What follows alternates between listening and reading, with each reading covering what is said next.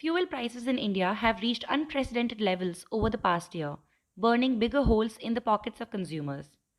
Petrol crossed the 100 rupees per litre mark in several parts of the country last month. In Chennai, even though prices have remained steady for the last 2 weeks ahead of state assembly elections, petrol is still priced at 93 rupees 11 paise a litre and diesel at 86 rupees 45 paise a litre. The hike has led to a drop in vehicle sales and is expected to impact the auto and ancillary sectors. Ramesh is a driver with a private travel company which ferries employees for an IT company.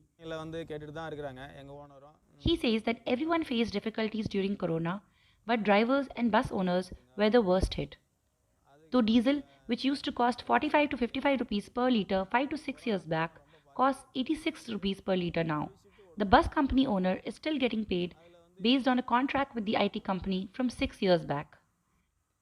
As the bus company got affected, Ramesh's wage rate has also not increased over time. While he used to do 3 shifts of work, he could only do 1 shift during lockdown, so his income also dropped. He says that now that the situation was about to get better for drivers, diesel prices have increased and they are still suffering. Prasad, an auto rickshaw driver, says that autos are charging fares that the government had set 10 years ago. Though the fuel price has more than doubled now, the government has not increased the fares accordingly. He said that he charges his customers extra only in 2 cases, when he has to travel a couple of kilometers to reach the pickup point or when the customer's booking point is different from their pickup point. People with higher spending on travel are already feeling the heat of higher fuel prices. Akhil Chandra travels 80 to 100 kilometers a day around Chennai promoting his company's products. From the day I have joined, the petrol incentive which we used to get, that's a fixed amount that remained fixed even till date.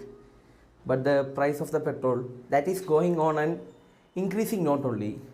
So obviously my savings is getting affected. Increased transportation and logistics cost has also increased the prices of commodities, and economists fear that it is feeding into general inflation. Prime Minister Narendra Modi held India's energy dependence responsible for the price hike. As the world's third largest importer of crude, India imports over 85% of its oil and 53% of its gas needs.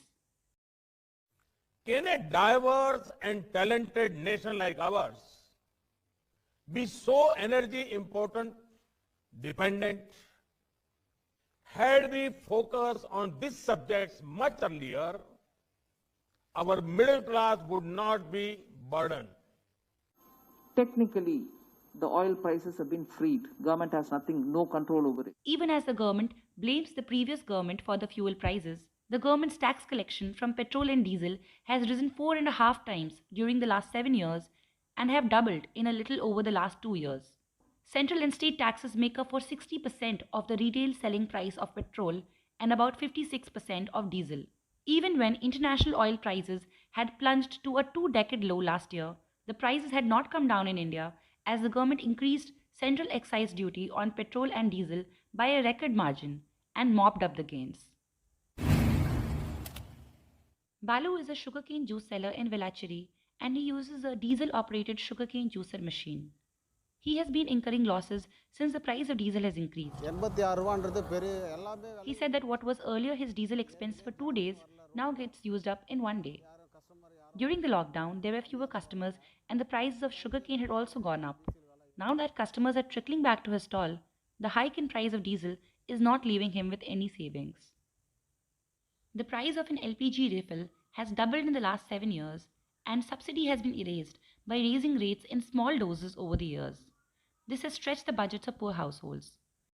J. Rani, a corporation worker from Pusutivakkam, makes a living keeping the city clean, but her family suffered a lot during the lockdown. The money she used to make from tips dried up as people stayed indoors.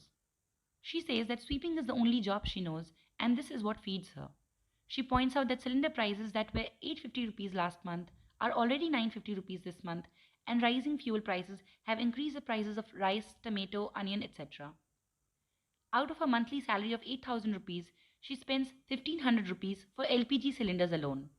With such low wages, She asks how can she feed her family and educate her son.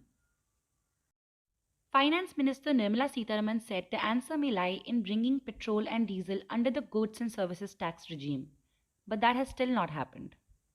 Many economists have warned that increasing excise duty on fuel to restart the pandemic-hit economy is not a wise move, as it leaves less to spend in the hands of middle and lower income group consumers.